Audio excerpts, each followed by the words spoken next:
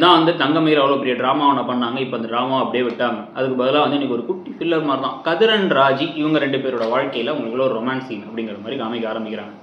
முதல்ல இப்போ டிராவல்ஸில் அவங்க வேலையை பார்த்துட்டு இருக்கும் போதே பழனி வேலைங்க வந்துடுறாரு. உங்களுக்கு கடையில் வேலை இல்லையானா அங்கே தான் நிறைய தேவைக்கு அதிகமாக ஆள் இருக்காங்களேன்னு ஒரு மாதிரி வெறுப்பாக சொல்லிட்டு அவர் இங்கே உட்காந்துருக்காரு. உட்காந்துருக்கும் பொழுதே அவரை பொறுப்பாக பார்த்துக்க சொல்லிட்டு நாங்கள் கிளம்பி போகிறோம் அப்படின்னு கதிரும் ராஜியும் எங்கே போகிறாங்கன்னு பார்த்தா துணி கடைக்கு போகிறாங்க. ராஜி 4 சுடிதார் தான் வச்சிருக்காங்க. இவர் வாங்கி தரத்துக்கு போகிறாரு. ரொம்ப நேரமாக இவரே வந்து சாரியெல்லாம் வச்சு பார்த்து ட்ரெஸ் எல்லாம் வச்சு பார்த்து எடுத்து ஒரு 3-4 சுடிதார் அப்புறம் ஒரு 3-4 சாரின்னு எல்லாத்தையும் வாங்கி தராரு. அவங்க ஒன்று போதுனாலும் கேட்கல, எல்லாமே வாங்கி தரேன் அப்படின்னு வாங்கி கொடுத்துறாங்க. பணம் இப்போ சம்பாதிக்கிறது ஓகே, உனக்கு கூட வாங்கலன்னா எப்படி அப்படின்னு வந்து வாங்குறாங்க.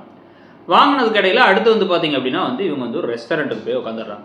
உட்காந்துட்டு அங்கே போய் வந்து சாப்பிட்லாம் அப்படின்னா ஐயோ நம்ம சொல்லணுமே, அவன் அத்தைக்கிட்ட சொல்லணுமேனா சரி நீ சொல்றியா நான் சொல்லட்டுமா, நானே சொல்லிடுறேன்னு கால் பண்ணுறாங்க ராஜி. கால் பண்ணி இந்த விஷயத்தை வந்து கோமதியிட்ட சொல்ல ஒன்றும் கவலைப்படாத, சாப்பாடுலாம் வீணாக போகாது, நீ அங்கே போய் சாப்பிட்டு நிம்மதியாக வாங்க அப்படின்னு. இது வந்து சுகன்யாவுக்கும் தங்கமயிலுக்கும் கடுப்பை கொடுக்குது.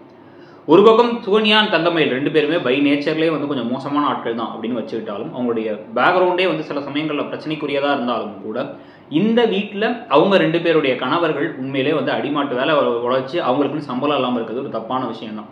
தனியாக அவங்களுக்கு காசு கொடுக்கறது முக்கியமான விஷயம். பழனிவேலுக்கு அவருடைய கல்யாணம் பண்ணிட்டார், செலவு காசு கொடுக்கணும். பணத்தை திருநார்னு பேசிட்டு இருக்கிறது, டீ கூட காசு எடுத்துகிட்டு போகிறதுங்கிறது ஒரு பக்கம். சரவணன் சம்பளம் வாங்கும் போதும் அவர் கையிலேருந்து எல்லா சம்பளத்தையும் வாங்கி வச்சுட்டாங்க. இப்பயுமே வந்து அவருக்கு தனியாக சம்பளம் கொடுக்கறது இல்லை. அதனால அவங்களுக்குள்ள ஒரு பெரிய கடுப்பாக இருக்குது. என்ன அவங்களுக்கு ஒரு மாதிரி நடத்துகிறாங்க, நமக்கு ஒரு மாதிரி நடத்துகிறாங்க. அவங்கெல்லாம் வந்து அந்த புருஷனை கைக்குள்ளே போட்டு வச்சுட்டு திமிரா பேசுகிறாங்க. அவங்க சம்பளத்தை கொடுக்கறது இல்லை.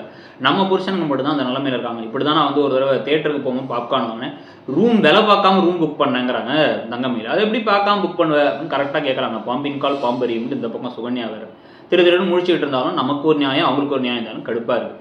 அது எப்படி மாமாட்ட கேட்காம போகலாம், அது எப்படி இப்படிலாம் போகலாம், இதெல்லாம் சரியா தப்பா, படத்துக்கு இடத்துக்கு போயிட போகிறாங்க அப்படின்னா எங்கே வேணாலும் போட்டோம், என்ன அதனால் வேணால் மாமாட்ட நான் பொறுமையாக சொல்லிக்கிறேன் அப்படிங்கிறாங்க கோமதி.